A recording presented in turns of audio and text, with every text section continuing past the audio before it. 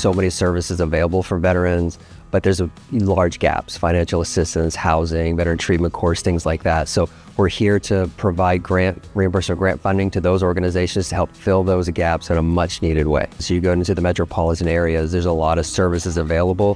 When you get into the rural parts, transportation is always a big issue in the rural parts of Texas. Getting veterans to and from medical appointments can be a big issue. Transportation availability is so low, so that's super important.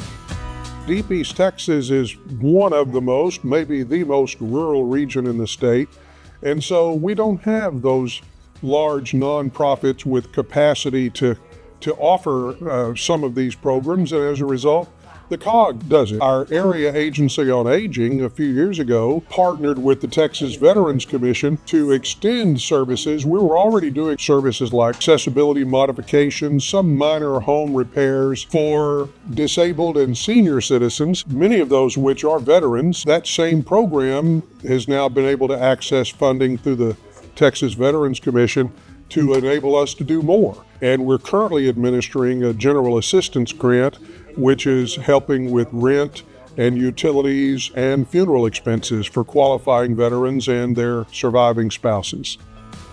Under the Housing for Texas Heroes, as you well know, we can do health and safety, handicap accessibility, and weatherization. And under general assistance, what we do is utilities, rent, and mortgage. When a veteran or a surviving spouse will come in to see us to try to get some of those services, very, very often they haven't applied for benefits that they're entitled to. And I'm like, hey, do you realize that you're living on $1,000 a month and your husband served in Vietnam? You're eligible for a widow's pension.